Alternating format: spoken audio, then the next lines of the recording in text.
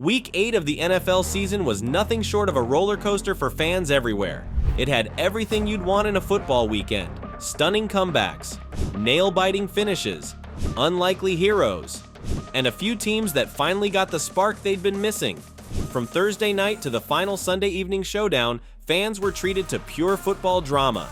So let's dive deep into what made Week 8 so memorable, breaking down every major play, key player, and surprise that defined this action-packed weekend. The NFL set the tone for the week with a compelling Thursday night matchup between the Los Angeles Rams and the Minnesota Vikings. Going into this game, the Rams had been one of the more consistent teams in the league, flaunting an offense that could do serious damage. True to form, they didn't disappoint, pulling off a convincing 30-20 win. Right from the first quarter, you could sense the Rams' game plan was to push the pace, and boy, did they deliver. Matthew Stafford played the kind of game Rams fans dream about, threading precise passes and keeping the Vikings' defense on their heels. Cooper Kupp and Puka Nacua were his go-to targets, with each receiver racking up substantial yardage and converting crucial third downs. The Rams' offensive line held firm, giving Stafford plenty of time to dissect Minnesota's secondary, and even when the Vikings seemed to have them on the ropes, the Rams managed to find ways to extend their drives. By halftime, the Rams were already up by a solid margin. On the Vikings' end, Kirk Cousins had his moments, but the offense was often stymied by the Rams' aggressive front seven. The Vikings' run game was inconsistent at best, and that made them overly reliant on Cousins' arm. While he connected on a few impressive deep passes, the lack of a balanced attack ultimately made it hard for them to keep up. In the end, the Rams' dominance in controlling the tempo and their ability to finish drives with touchdowns instead of field goals made all the difference. Rolling into Sunday, the Philadelphia Eagles made a bold statement with a 37-17 dismantling of the Cincinnati Bengals. From the opening kickoff, the Eagles were in complete control. Jalen Hurts was precise, fast, and looked almost untouchable, threading passes left and right. Philadelphia's offense was like a well-oiled machine, and the Bengals' defense just couldn't keep up. Every time Cincinnati tried to adjust, Hurts would switch things up, creating mismatches that left defenders scrambling. This was a game of two very different narratives. For the Bengals, it was a series of missed opportunities and costly mistakes. Joe Burrow was under constant pressure from the Eagles' relentless pass rush, and his offensive line struggled to give him the time he needed. Every time Cincinnati seemed poised to build momentum, the Eagles would force a fumble or intercept a pass, shutting down any hopes of a comeback. The Eagles' defense deserves special credit here. They consistently got into Burrow's face, forcing him to make hurried throws and keeping the Bengals' high-flying offense grounded. It was a one-sided game that showcased Philly's power and left Cincinnati with plenty of questions as they move into the second half of the season. The Seattle crowd expected a tough battle when the Bills came to town, but what they got was a decisive 31-10 Buffalo victory that wasn't as close as the score might suggest. The Bills looked dominant in every facet of the game, taking the lead early and never looking back. Josh Allen and the Bills' offense were smooth and controlled, while the defense put on a clinic, smothering Seattle's playmakers. Seattle's struggles on offense were painfully clear. Geno Smith, tasked with leading the Seahawks, couldn't get anything going. His team went a miserable 1-7 on third down conversions, and their ground game was practically non-existent, managing just 16 yards. Meanwhile, Buffalo's James Cook had a career day, rushing for 111 yards and scoring twice, and Khalil Shakir was a force in the passing game with 107 yards on 9 receptions. The Bills' defense stole the show, though, making it impossible for the Seahawks to gain any momentum. By the end, it was obvious that Buffalo was operating on an entirely different level, leaving Seattle with a lot to work on.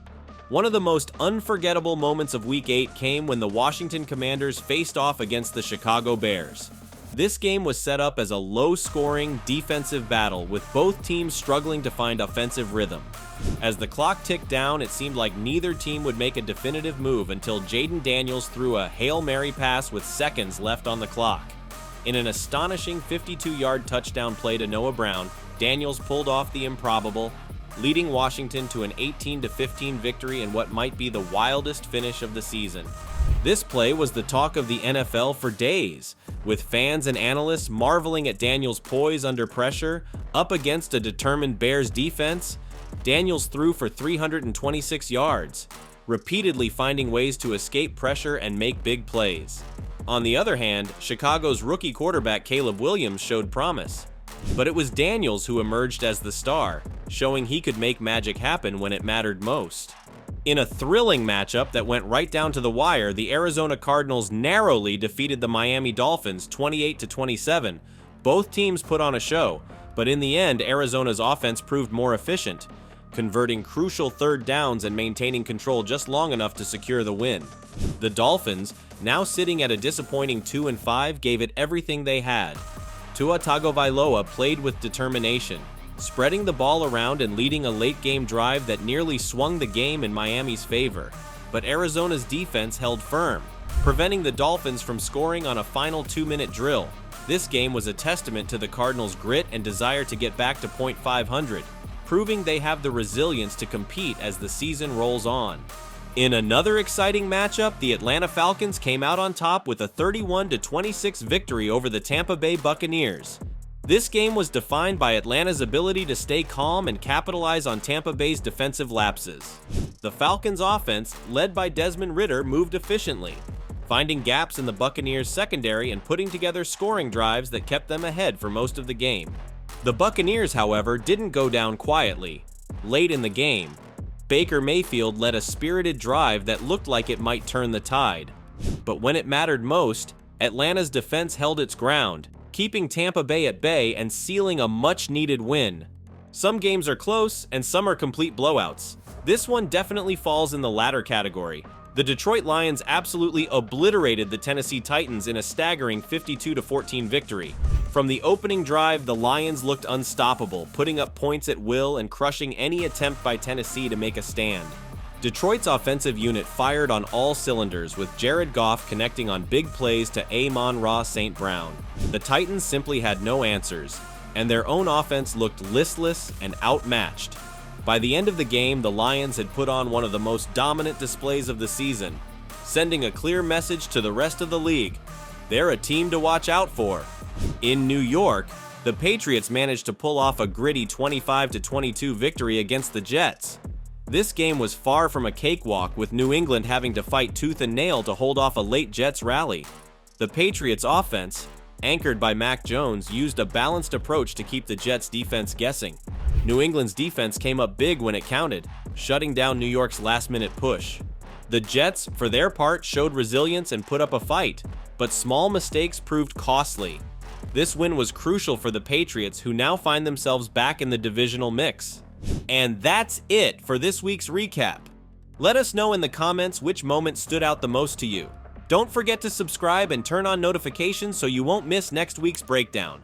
Thanks for watching, and we'll see you in the next one.